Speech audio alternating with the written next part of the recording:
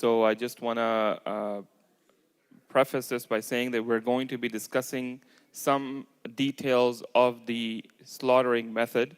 So if this is something that makes you queasy, or there are young children and you don't want them to hear this and have dreams about it and stop eating barbecue and stuff like that, so this is your warning.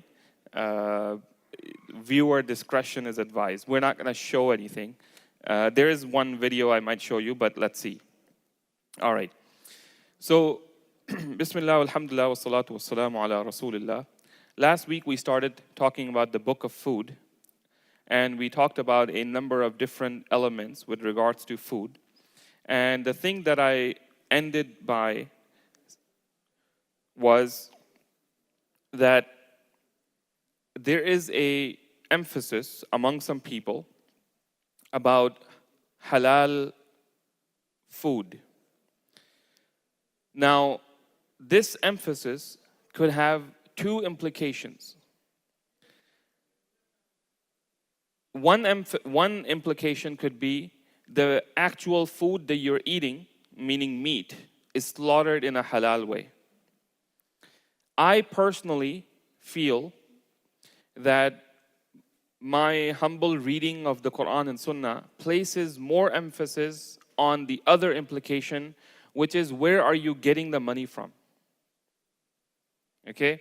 Meaning that you have two elements of halal, which is where did you get the earnings from with which you purchased this meat, and then how was this meat slaughtered? There are some people who focus heavily on how the meat was slaughtered, and there isn't so much emphasis on the importance of earning halal. But when we look at the text with regards to earning halal, and the statements of the Sahaba, the statements of the scholars, which is often quoted, they actually were more worried about the earnings, and they were worried about even doubtful earnings. So I want to start off by saying that if the meat that you are eating is 100%, it was not slaughtered by a human being. Jibreel alayhi salam came down and slaughtered it for you. But still, if you obtained it, if you earned it, if you purchased it with money which was doubtful or haram to begin with, then this food may still be haram for you.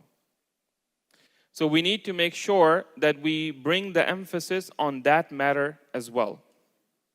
And if you think about it, that a lot of the countries,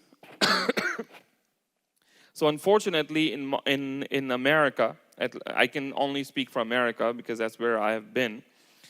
In America, the debate between the two schools of halal is also divided on geographical lines. So what do you have? You have the Desi versus the Arab. Okay? You have the Desi versus the Arab, and there are different emphasis on that. So we'll look into that in a little bit, inshallah. But the point that I'm trying to make is that both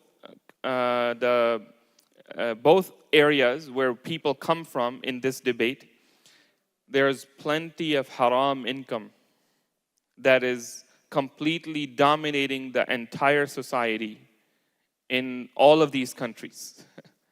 So we need to really, really make sure that whatever we're earning, and remember that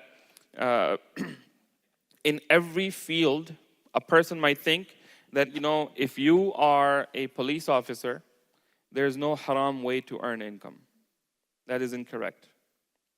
Someone might think that if you are a doctor, there's no haram way to earn income. That is not correct. If someone might think that if you are in construction, then there's no way to earn haram income. Everything is legitimate, you're doing work and you're getting paid.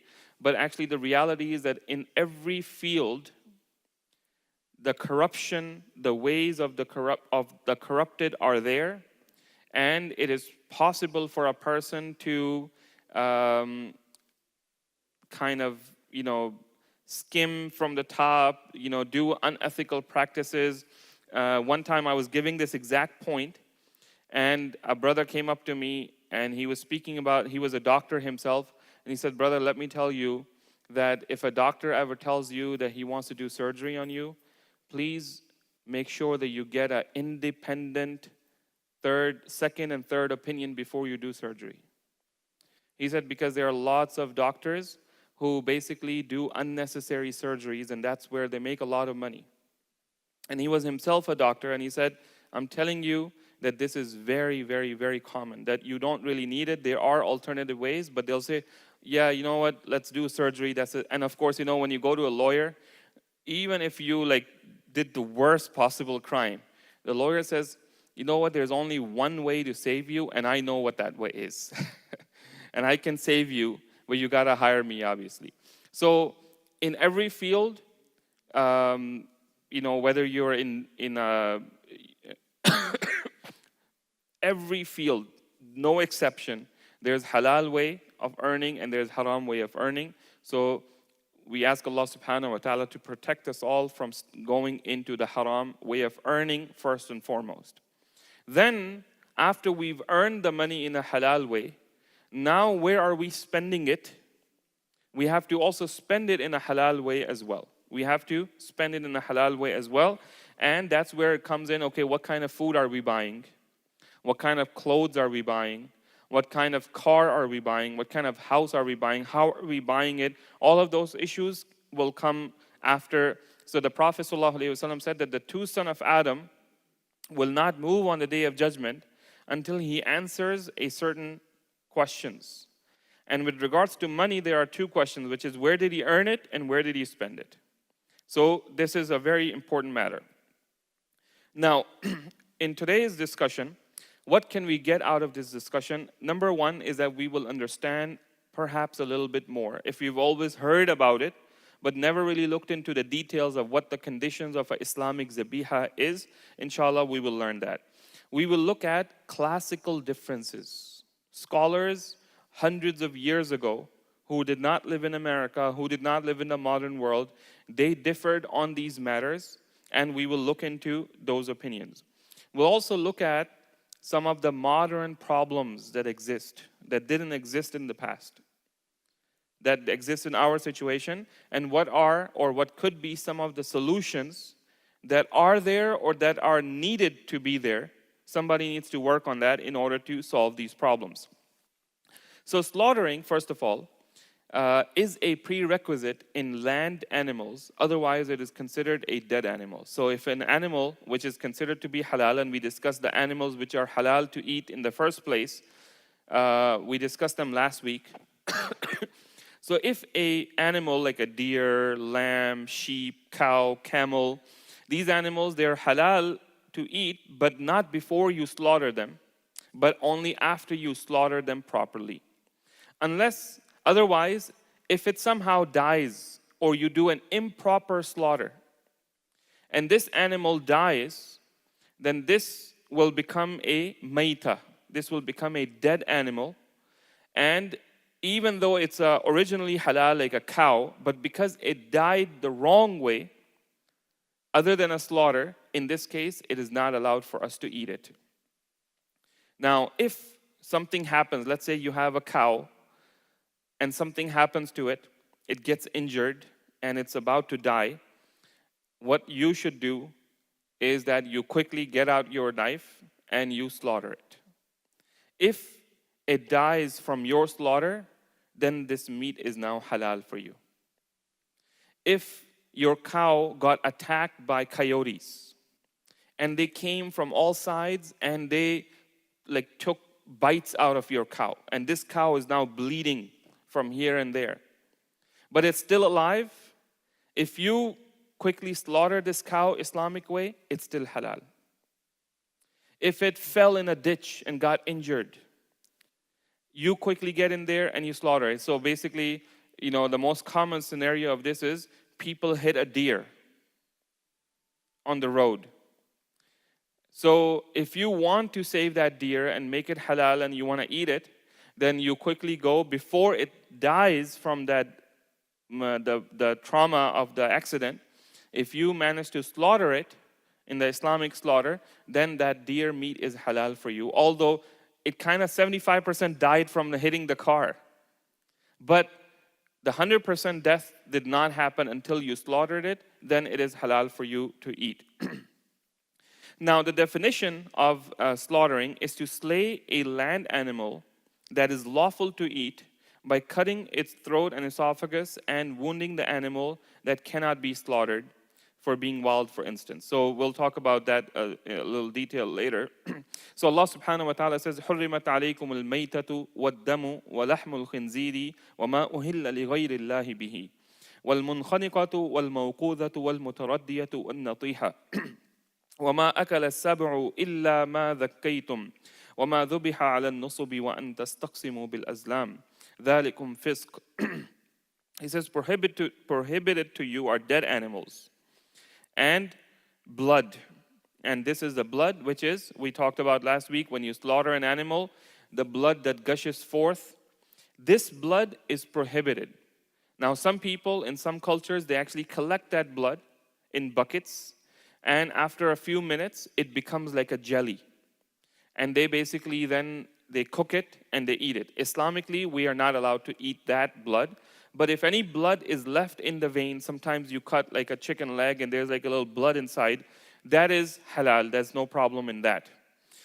So the damam masfuh, basically what it's called, walahmul khinzir, and the flesh of swine, and that which has been dedicated, wama uhilla li ghayrillahi bihi, and that which has been dedicated to other than Allah, wal munkhaniqa, and those animals killed by strangling, wal mawqudha, or by a violent blow, or wal mutaraddiyatu wal natihatu wama akala sab'u illa ma dhakkaytum, or by a headlong fall, or by the goring of horns, or those from which a wild animal has eaten, except what you're able to slaughter before its death, as we just explained.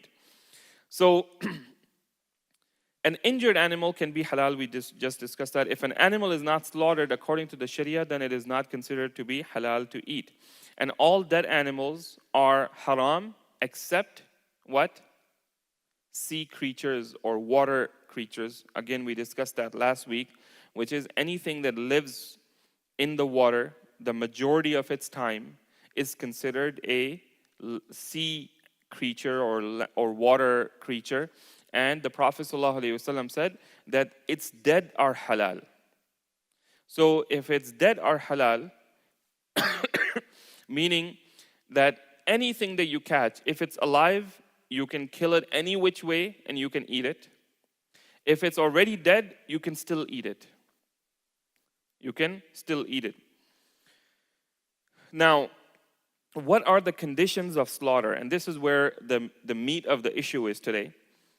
We have 5 conditions according to some scholars and 4 conditions according to some scholars. They are similar and they are just kind of delineating them differently.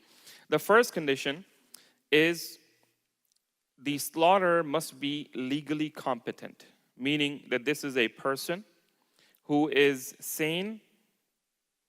They are aware of what they are doing. So some of the scholars, they call this condition intelligence, meaning, so they're saying that, let's say that a person has a knife in their hand and they're standing next to their animal and someone came and scared them, and all of a sudden he went like this, and when he went like this, he accidentally cut the throat of his animal.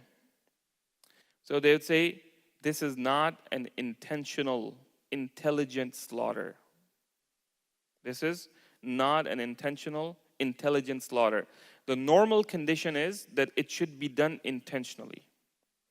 Now, many scholars, a majority of scholars say that if you are doing the proper slaughter and you have like 25 chickens to slaughter, and while you're doing 1, 2, 3, 4, 5, maybe the 7th one or the 11th one, some mistake happened in that while you're doing a series of proper slaughters, and you missed the Bismillah in one of them, or you kind of just like you were like in autopilot mode and you just did it, you didn't say Bismillah.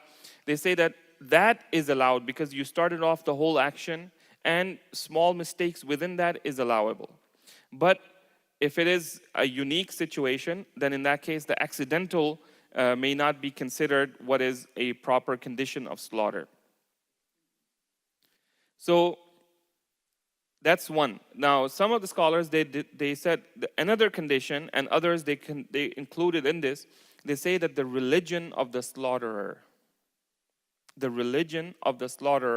is another condition, which is that he must be either Muslim or a Jew or a Christian. No other slaughterer can do an Islamic slaughter for us. Okay? Can you think of any exceptions? Can you think of anyone from among these who should not be included? Among these, between Muslims, are there any Muslims who cannot be doing the slaughter? Are there any Jews or Christians that cannot be doing the slaughter? What is that? Women. Women can do slaughter. Yes, of course. You know, in many places, your chicken is slaughtered by women. Like you go as a guest to someone's house, and the women go in the back, they kill the chicken, they cook it, they do everything, and they cook it and they bring it to you. So no, there's no difference between that. In fact, the women are supposed to do their own udhiyah if they can, or they will have somebody else. Were you saying something? Yeah. Okay, so some of the scholars say that the Jews and the Christians whose slaughter is considered halal for us should be Jews and the Christians that are Jews and the Christians according to what is in the traditional texts about the Jews and the Christians. Okay? So for example, these days, anybody can start up a new denomination of their own, and there's no one to stop them. What exactly do you consider to be a Christian? What exactly do you consider to be a Jew? Is it the Jewish religion or is it the Jewish race? That's pretty clear. It's not the Jewish race, it's the Jewish religion. Right? Meaning that they follow the religion of the law of Moses, as they call it. So there is some more debate about this, but we're not talking about the details of, okay, the Walmart meat, is it Christian or not? We'll talk about that in just a bit, inshallah.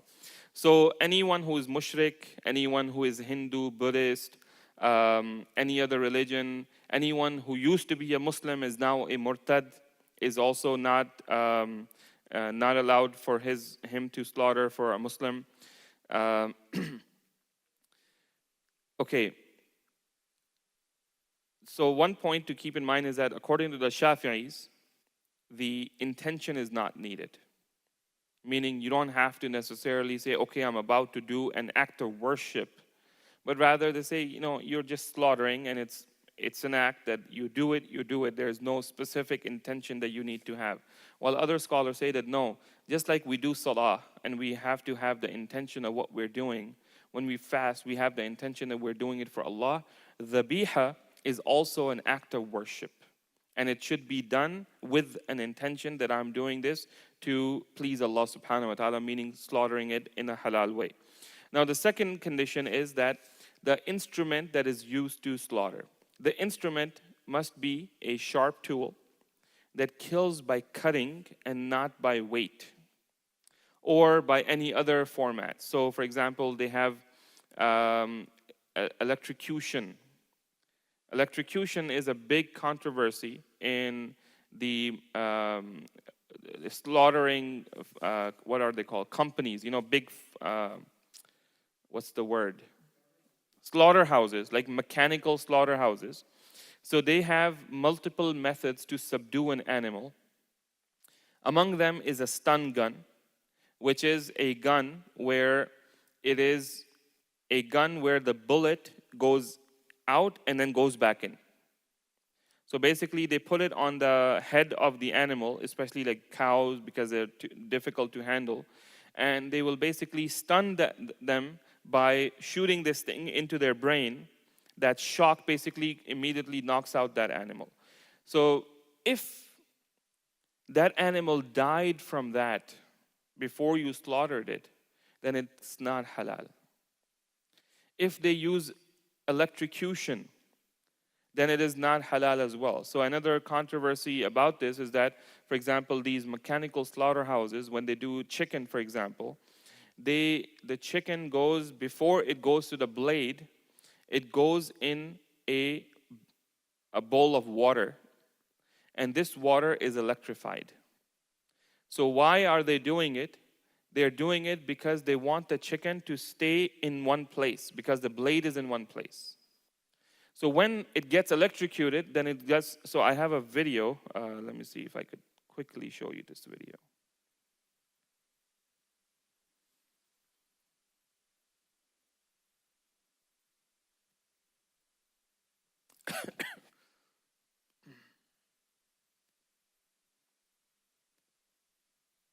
Then moves the unconscious chickens to an the conveyor then carries. So right now the chickens are still alive. They are on that, they're hanging upside down, but you can see that their heads are in different places. So the blade is in one place. So if they are different places, it's going to mess up. The chickens towards a shallow water bath that has been electrified.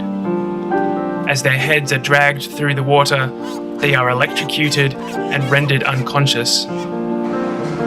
The conveyor then moves the unconscious chickens to an automatic cutter. So now you can see, if you see right here, this is where the blade is. So now there are those who say that mechanical machines are completely not allowed. And one of the arguments that they use is that these chickens, they're getting cut all over the place. Meaning someone's getting cut in the stomach, some is getting cut, in the head. But, perhaps further research is needed. But in this case, you see this big roller over here, and this right here. All of this is basically getting the chicken in the proper place for the blade to fall in the proper place as well. Of course, there's going to be like maybe, half an inch of play, but it's not like somebody's getting cut in the stomach and somebody's getting cut in the head. But this is where one of the reasons those who say that no, it must not be machine slaughter at all, they say, look, this machine slaughter doesn't know where the chicken is when it's cutting it. So if you look here, all of the chickens are pretty much, which slits their throats. In pretty similar place by the time they get to the blade, okay? The chickens bleed to death while shackled on the conveyor.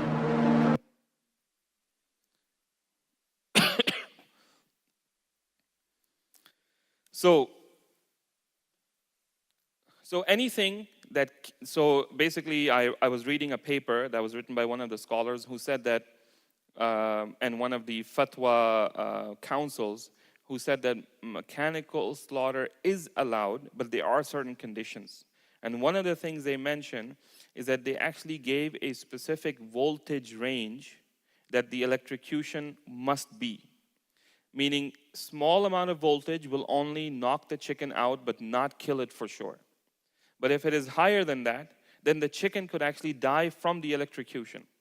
So if there was someone who was inspecting a company to see if they are doing it properly, then one of the conditions they would check is, what is the voltage of this electrocution method that they're using on the chicken? If it is too much, that would kill the chicken, then this cannot be considered halal. Okay? All right. So it must be slaughtered by a sharp tool, by cutting, and not by any other method of weight or squeezing or anything of that sort. Number 3 is that the cutting of the throat, the esophagus. So I actually had to get a little biology lesson myself. So I went and I got this picture. So what you see here is a trachea, and right here is the esophagus. The trachea is what we call the windpipe. This is where you're breathing, and it's going to your lungs. If water ever gets in or food ever gets in, we immediately start coughing because this is not made for that, right? And this, when you see the trachea, it is like,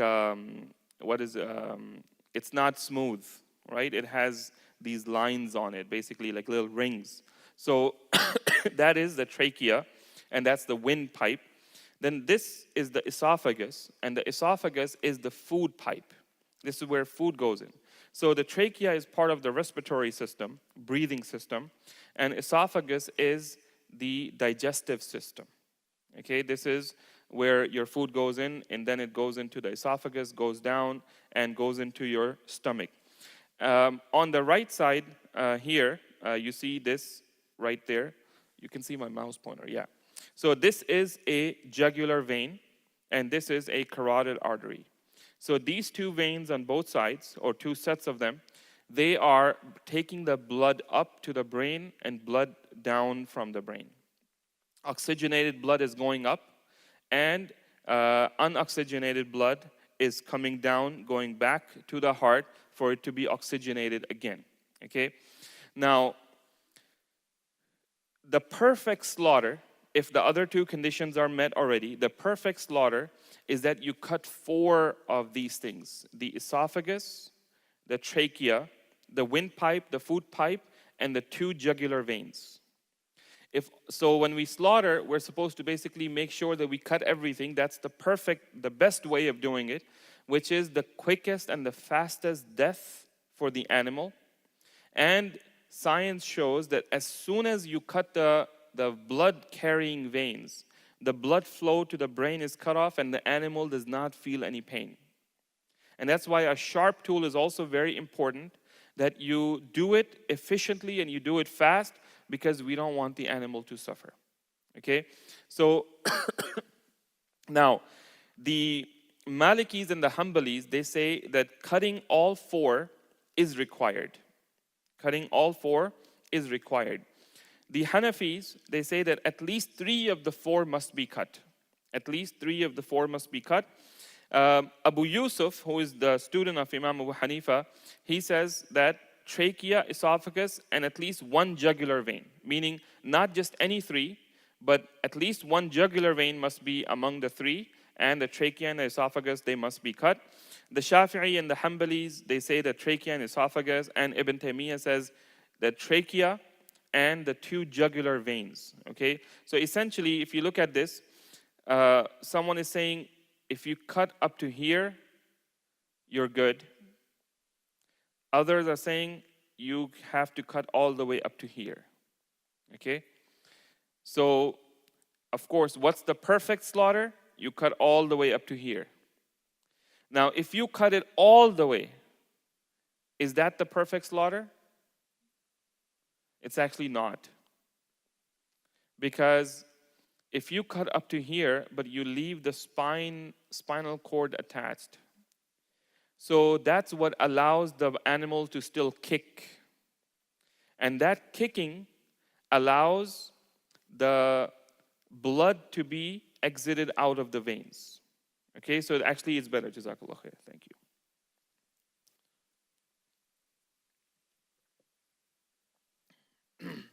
So as you can see, there are 5 opinions on this matter. So no surprise there.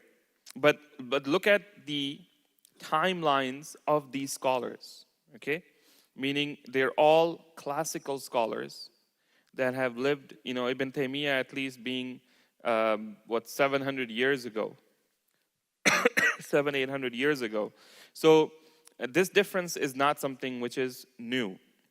Now, there are some animals that cannot be slaughtered.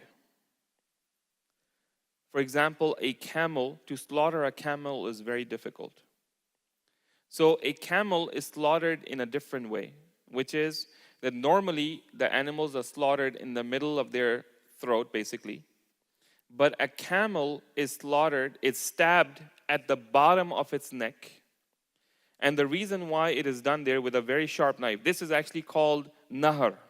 We say, فَصَلِّ لِرَبِّكَ وَانْهَرْ. That nahar is actually referring specifically to the method which is used for a camel. And a camel at the bottom of its neck is basically with a very sharp knife, you go in there and you slash all the blood-carrying vessels. And that's where the blood gushes forth. And then once you do that, then within a few minutes, this camel basically comes down. Otherwise, it's very difficult to actually slaughter a camel like you can do to other animals. Also, any animal which is wild, for example, you can't catch it. You have to shoot it from a distance. Or sometimes, I remember growing up that there was a masjid that had like a big open space in front of it, and on the day of Eid al-Adha, there used to be hundreds of slaughter that used to take place there. And the whole town used to come and watch, especially us kids, we used to go there to watch. And we weren't looking for the dead animals. We were looking for the ones that got up after they got slaughtered and ran away. So sometimes they would get up and they would run through the streets. As they are bleeding, they're running through the streets. And that was basically the high point if you got to see one or two of those. So in the time of the Prophet, this happened in front of the Prophet ﷺ. One of the camels once ran away, so a man shot it with an arrow that stopped it. Thereupon the Prophet ﷺ said, if any animals run away from you, treat it in this way. Meaning do what you just did. He approved it, that this is the way that you handle it. And this goes for hunting as well. So if you cannot catch the animal, then you wound it, and you begin that by saying Bismillah. So if you're going to shoot with an arrow, with a gun, with a rifle, you say Bismillah and then you shoot. Now your goal should always be to go for the quickest and the most painless death. But in case of hunting and in case of necessity where an animal has run away, it is no longer a requirement to have the perfect slaughter, but rather you can wound it anywhere and it dies from there, then it's okay. But if you get to it while it is still alive, then you're supposed to slaughter it. But if you got to it and it already died, but it died from your shooting of it, then it is considered to be halal if the animal was halal in the first place. Now, the fourth condition, this is a big controversy, which is the tasmiyah, the ruling of saying Bismillah, the ruling of saying Bismillah. So, Allah subhanahu wa ta'ala says, وَلَا تَأْكُلُوا مِمَّا لَمْ يُذْكَرِ اسْمُ اللَّهِ عَلَيْهِ وَإِنَّهُ لَفِسْقٌ.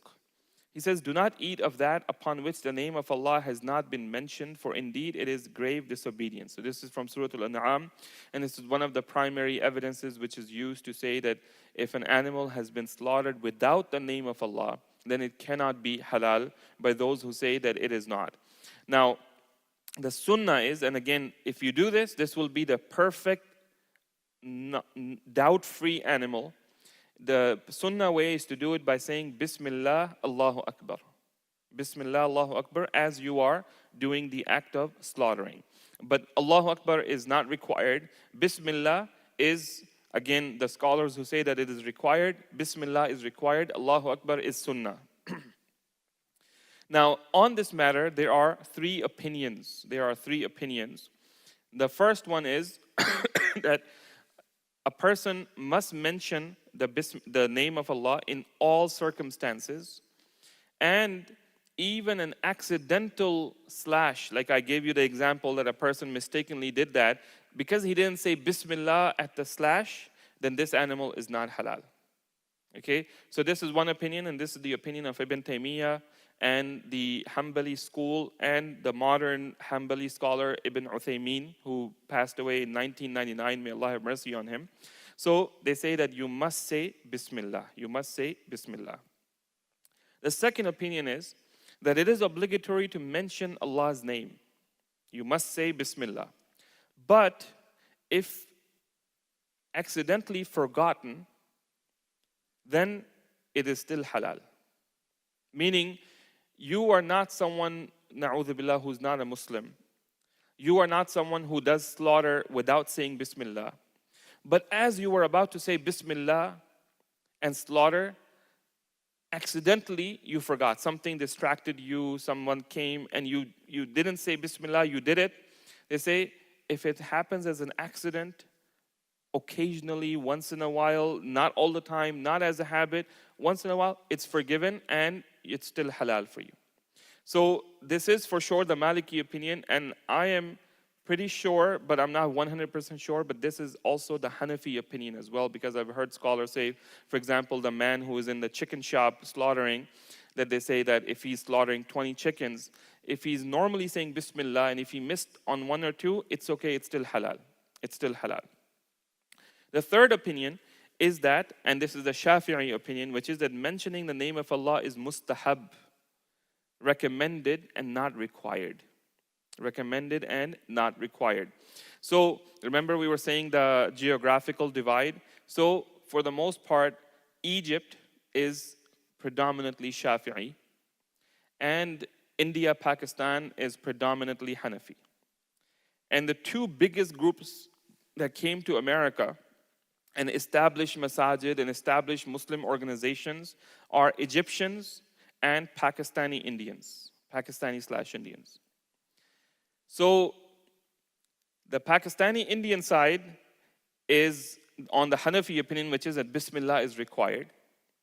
And the Egyptian side, and again other madhahib, kind of other Arab countries kind of follow that influence, where they say, okay, Bismillah is optional. You know, the Prophet ﷺ said to one companion that if it wasn't said before, then you say Bismillah and eat it. So they say, okay, if it wasn't said before, when you're eating it, then you say Bismillah, and then it will cover as well. So of course, these are old opinions. Again, once again, you see the names of the scholars and the times that they lived in. Like, this is not something that happened in 1970. This happened in like 870, 970, 1,000 years ago. So we don't want to go into too much detail. Again, if you're interested in reading more, I can give you some scholarly papers that have been written by scholars on this issue in modern times. Okay, looking at the situation at hand. What you can do is that there are fiqh councils. There are not just one scholar, but there are groups of scholars that come together and they take up issues and they discuss them, they debate them, and then they pass a judgment on them. So those are usually better to follow than the opinion of singular scholars. Because now this is something which was done by a shura of scholars, and they basically kind of like a Supreme Court type of thing where they eventually take a vote. So there's a majority and there's a minority. So they write an opinion and they say that the majority adopted this opinion, thus the opinion of this assembly of fiqh is this. But some scholars dissented. And they also get to write their reasons for dissenting. So meaning, if you don't feel comfortable with the majority opinion, you can still get to know what the minority opinion is, and perhaps that satisfies your heart more, and that's fine, you can follow that as well. So that's generally a good practice in issues of controversy, which is don't follow a particular one singular scholar, but follow the assemblies of fiqh, the majma'at. The properties of slaughtering. So a few things to keep in mind. Number one is dislike to use blunt instrument. It is dislike to sharpen the knife while being seen by the animal. It is the slaughterer should face the qibla, and the animal's neck should be turned to face the qibla. Okay? So you're the slaughterer, you're facing this way, and you're about to slaughter the animal, so make the animal face the qibla as well. So it's as if you are sitting behind him, behind it, the animal, and then you're slaughtering while he's facing the qibla. This is a sunnah. If it's not done, then it's still halal, but this is the sunnah way. It is detestable to break the animal's neck or to skin it before its body becomes cool.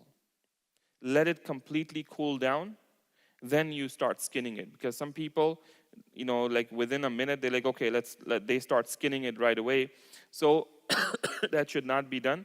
Let the body cool. Sometimes I've seen that they will cut some part of it, like the leg, in order to hang it so that it can drain the blood better. That's okay. But to completely start skinning it before it has become cool, it is not something that should be done. It should be avoided. Now, modern issues. Number one is the definition of Ahlul Kitab. Who is a Jew now? Who is a Christian now? Okay?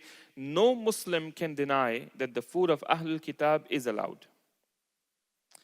But the problem comes is, who is Ahlul Kitab now? So if you go to an Amish town where there are these people who stay away from technology, they're very religious, they're very simple, there's absolutely no doubt that if they slaughter a halal animal, then it is considered to be halal. You go and you get kosher, because kosher is heavily regulated and it has to be certified by rabbis, and they have all sorts of rules and whatnot. So in America, anybody can put a halal sticker, but no one can put a kosher sticker unless you get a proper certification for it. So kosher it meets the requirements that we have in Islam, and it is considered to be proper Jewishly slaughtered meat, so that's okay, no problem. Those traditional Christians, like Amish people, no problem.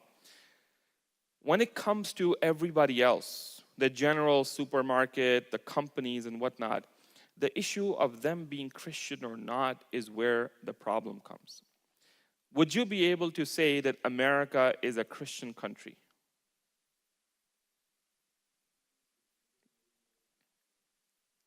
No, I'm just asking you, like, what do you think?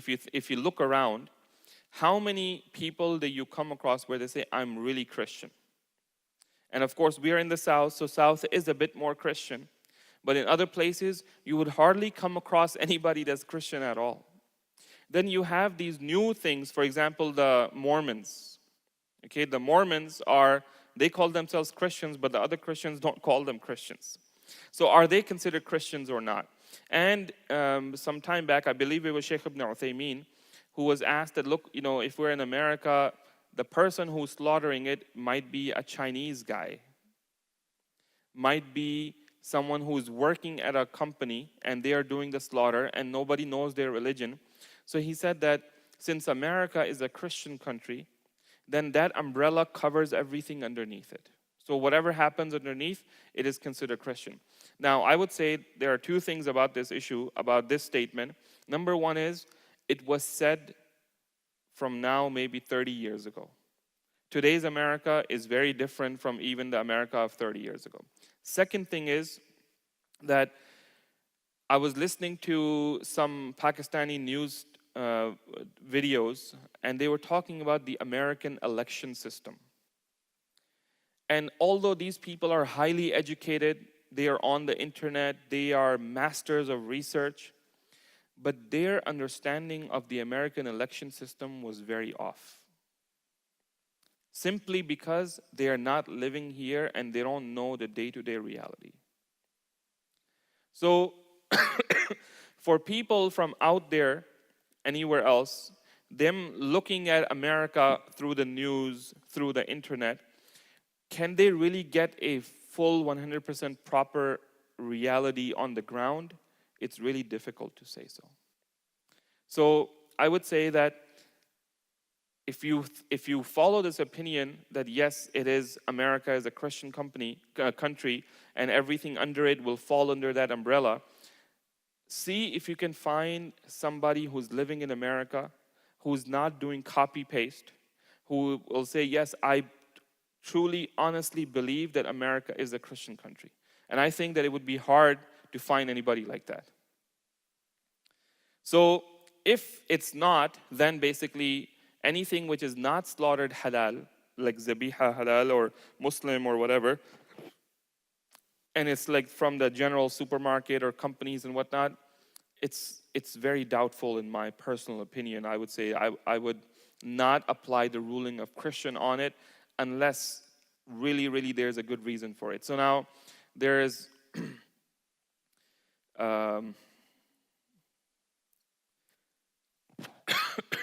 okay, let me move on and then we'll maybe come back to it. So another problem that we have is cultural divide, which is this dimension between the South Asian versus the Arabs.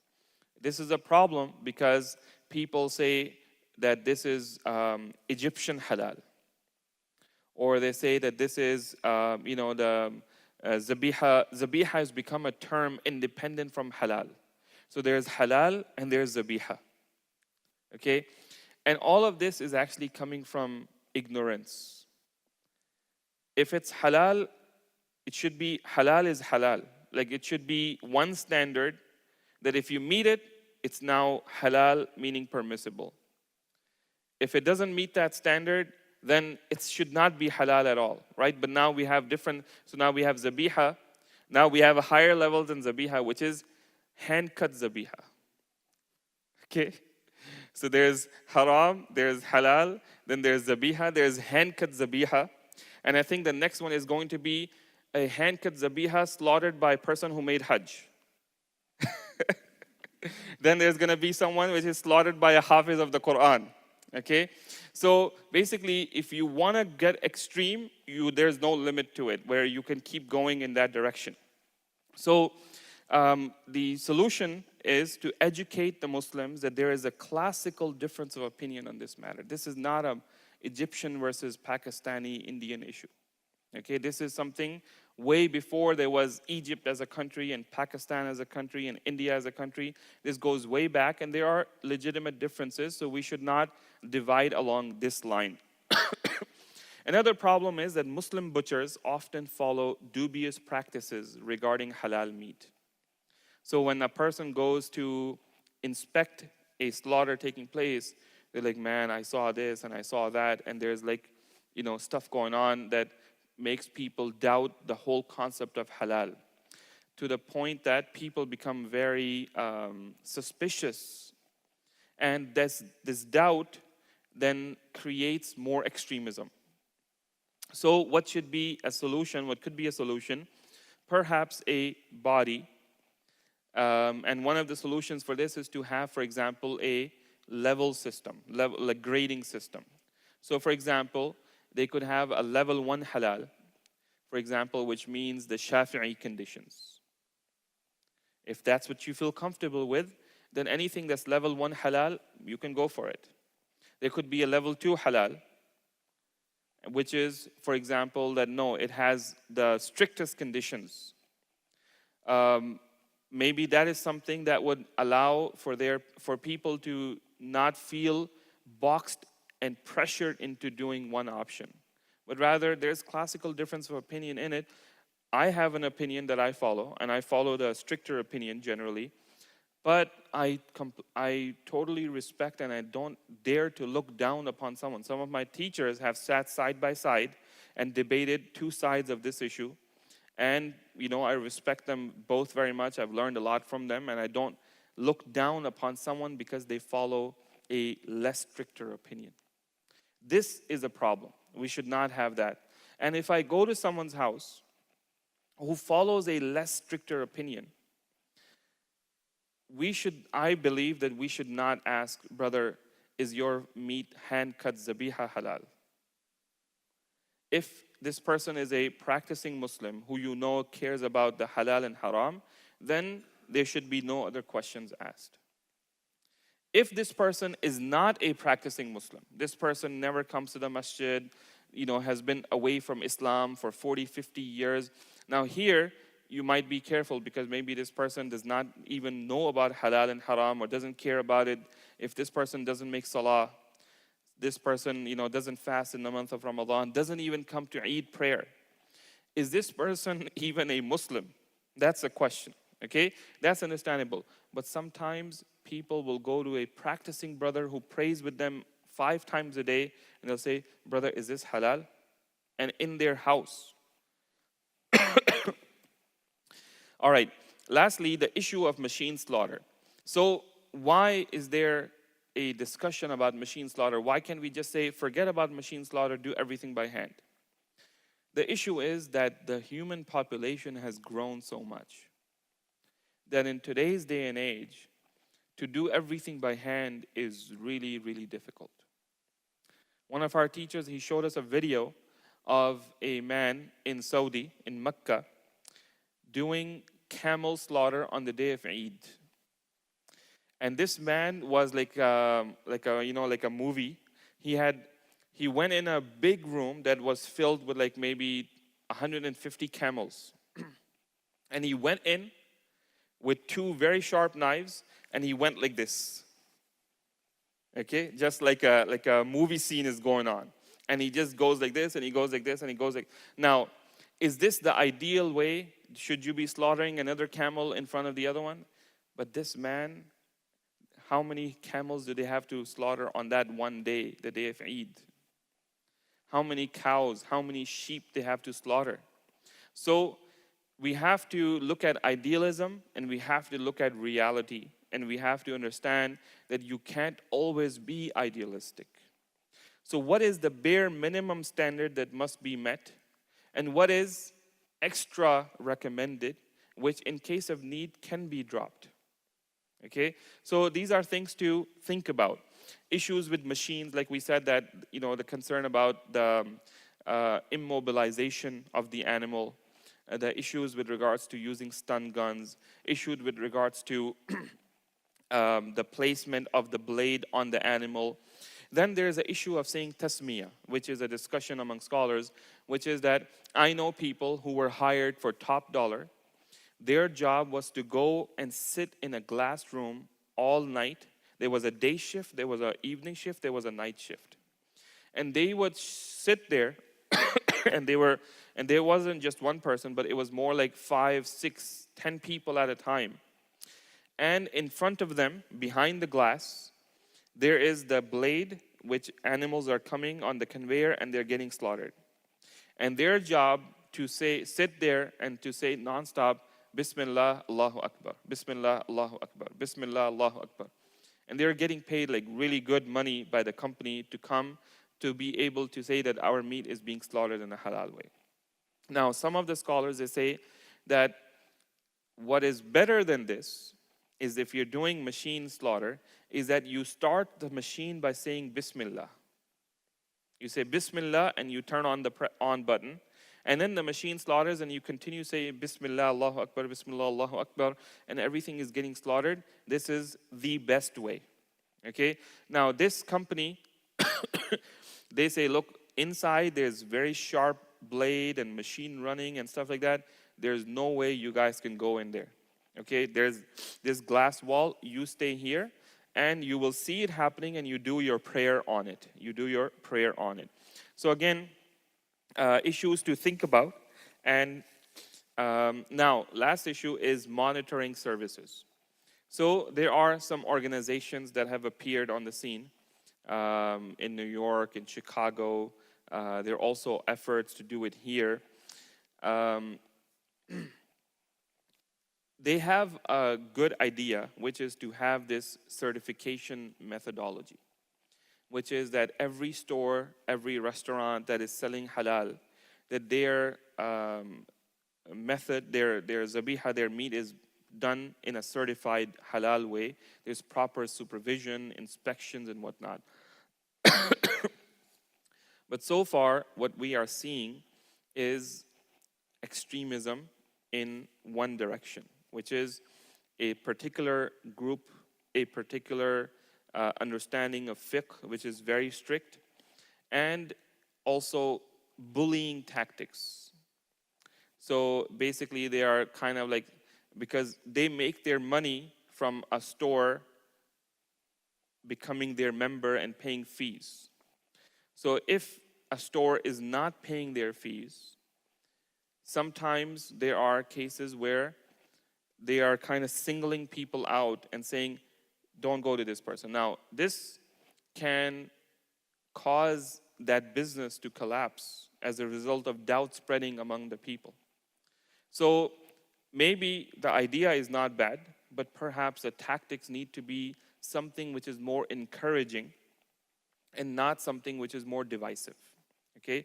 Now, last point I want to mention, and then we will end, is that for all of us brothers and sisters living here in Austin, in Cedar Park, I think that we have no excuse to buy anything but zabiha halal, the stricter opinion. Meaning, the prices almost the same. The availability, the distance, there, where, a few minutes here, a few minutes in this direction, a few minutes in this direction. If there is difference of opinion and you have one opinion where everybody agrees on, and the another opinion where half the people agree on. But it would not cost you a lot, time or money, to go for the stricter one. It's always better to go for the stricter one. So there will be no doubt about it.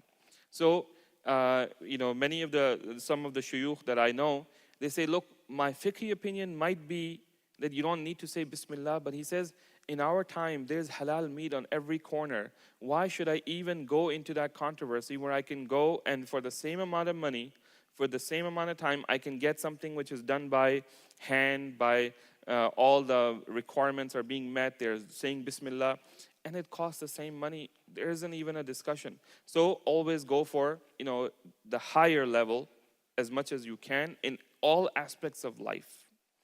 If somebody lives in the middle of America where there is no halal meat option, then this person may have to research this issue a bit more.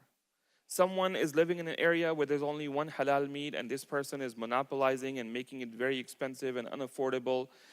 This person who lives in this town, he may have to think about, okay, do I need to buy from here or can I go with a lesser, stricter opinion?